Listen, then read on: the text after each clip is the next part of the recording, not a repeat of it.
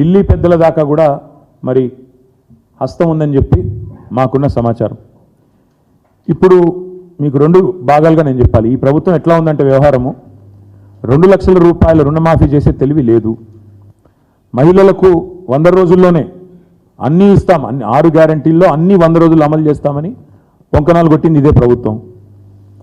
మొదటి రోజే 2 లక్షల రూపాయలు రైతన్నలకు రుణమాఫీ చేస్తామని డైలాగులు కొట్టింది, ఉదరగొట్టింది ఇదే ప్రభుత్వం, ఈ ముఖ్యమంత్రి రేవంత్ రెడ్డి. మహిళలకు 100 రోజుల్లోనే నెలకు 2,500, 1,67,00,000 మంది 18 ఏళ్ళు నిండిన ఆడబిడ్డలు ఉన్నారు, వారందరికీ ఇస్తామన్నారు. రాష్ట్రంలో ఉండే 46 లక్షల మంది వృద్ధులకి నెలకి 4,000 రూపాయలు ఇస్తామన్నారు. వృద్ధులు, వితంతువులు అందరూ కలిపి ఆసరా పెన్షన్ లబ్ధిదారులు, వాళ్ళ ఫైలు కదలడం లేదు.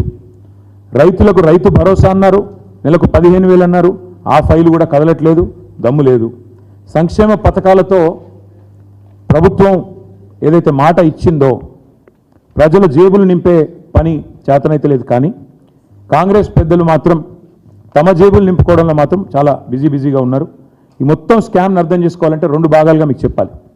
మొదటి భాగం ఏంటి అంటే 35 లక్షల మెట్రిక్ టన్నుల ధాన్యం సేకరణ కోసం పిలిచిన గ్లోబల్ టెండర్లు ఏవైతున్నాయో దాని వెనకాల జరిగింది దాదాపుగా 700 నుంచి 750 కోట్ల స్కాము. ఒకవైపు 35 లక్షల టన్నుల ధాన్యం సేకరణ కోసం పిలిచిన గ్లోబల్ టెండర్లు, అది మొదటి స్కామ్. రెండవది మధ్యాహ్న భోజన పథకం కోసం, పిల్లలు తినే మధ్యాహ్న భోజనం బల్లల్లో, దానికోసం 2,20,000 మెట్రిక్ టన్నుల సన్న బియ్యం కొనుగోళ్ల పేరిట జరిగింది రెండో స్కామ్. దాని విలువ ఒక 300 కోట్లు. రెండు కలిపితే 1,011 కోట్ల కుంభకోణం, 1,100 కోట్ల కుంభకోణానికి తెరలేపింది కాంగ్రెస్ సర్కార్. ఒక మాట మొదటి స్కామ్ గురించి, 700 కోట్ల కుంభకోణం గురించి మీకు వివరంగా చెప్పే ప్రయత్నం చేస్తాను. మిల్లర్ల దగ్గర 35 లక్షల మెట్రిక్ టన్నుల ధాన్యాన్ని ఏదైతే సేకరించినామో మా ప్రభుత్వం ఉన్నప్పుడు, దాన్ని విక్రయించేందుకు 3 నెలల కిందట రాష్ట్ర ప్రభుత్వ ఆదేశాలతో పౌర సరఫరాల శాఖ, సివిల్ సప్లైస్ కార్పొరేషన్ గ్లోబల్ టెండర్ల కహానికి తెరలేపింది. ఇది మేము మా ప్రభుత్వం ఉన్నప్పుడు దాదాపు 7,000 కోట్ల విలువ చేసే ధాన్యం నిల్వల మీద ఈ ప్రభుత్వం కన్నేసింది. అధికారంలోకి వచ్చి 50 రోజులు కాకముందే ఈ దోపిడీకి తెరలేపి జనవరి 25 నాడు కమిటీ వేసేది జనవరి 25, మార్గదర్శకాలు గైడ్లైన్స్ ఇచ్చేది అదే రోజు, టెండర్లు పిలవడం కూడా అదే రోజు. ఎంత వేగంగా, ఎంత వాయువేగంగా, జెట్ స్పీడ్తో ఏ పని కాదు ప్రభుత్వంలో. నెలకు 2,500 మహిళలకు ఇవ్వడానికి టైం లేదు, ఇంత వేగం కనబడదు. 4,000 పెద్ద మనుషులకు ఇవ్వడానికి ఆసరా పెన్షన్లు కనబడదు. రైతులకు రుణమాఫీ చేయడానికి ఈ స్పీడ్ లేదు. కానీ ఈ గ్లోబల్ టెండర్ల కోసం మాత్రం జనవరి 25 రోజే కమిటీ, జనవరి 25 రోజే గైడ్లైన్స్, జనవరి 25 రోజే అదేవిధంగా టెండర్లు కూడా వెంటనే పిలిచినారు.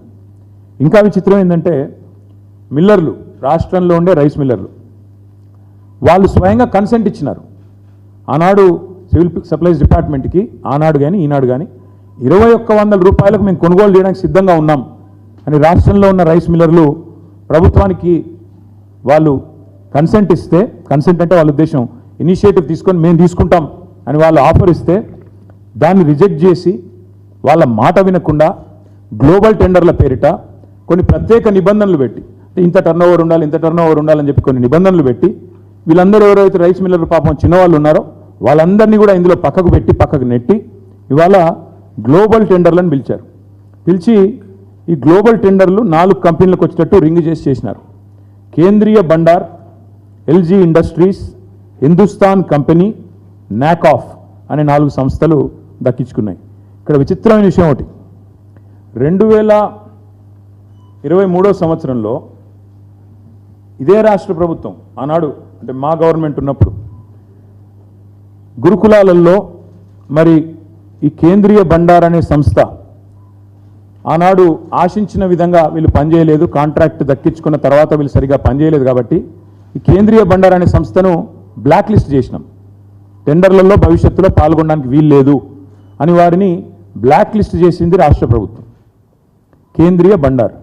విచిత్రం ఏంటంటే ఈ ప్రభుత్వం రాగానే ఆ కేంద్రీయ బండార్ అనే సంస్థ ఏదైతే ఉన్నదో దానికోసం రూల్స్ రిలాక్స్ చేసి బ్లాక్ లిస్ట్లో ఉన్నదాన్ని తీసేసి తొలగించి ఇవాళ 4 కంపెనీలకే మొత్తానికి అక్కడ మిల్లర్లు 2100 రూపాయలకు కొనుగోలు చేస్తామని సుముఖత వ్యక్తం చేసినా వాళ్ళు అల్టిమేట్గా చేసింది ఏంటి అంటే మరి చక్కగా 1885 నుంచి 2007 రూపాయలకు 1885 నుంచి 2007 రూపాయలకు ఒక బ్యాండ్ ఫిక్స్ చేసి 4 సంస్థలు కుమ్మక్కై మరి పూర్తి స్థాయిలో 2100లకు దాదాపు 200 రూపాయలు తగ్గించి మరి కుంభకోణం చేసి ఈ 4 సంస్థలు ఇంక్లూడింగ్ ఒక బ్లాక్ లిస్టెడ్ సంస్థకు కట్టబెట్టిండ్రు.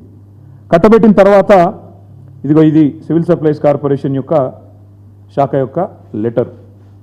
తర్వాత మన కాంట్రాక్ట్ పొందిన సంస్థలకు పెట్టిన కండిషన్ ఏంటంటే 90 డేస్లో 90 రోజుల్లో ఈ 35 లాక్ మెట్రిక్ టన్స్ని లిఫ్ట్ చేయాలి, ప్రభుత్వానికి 7,500 కోట్ల రూపాయల డబ్బులు కట్టాలి.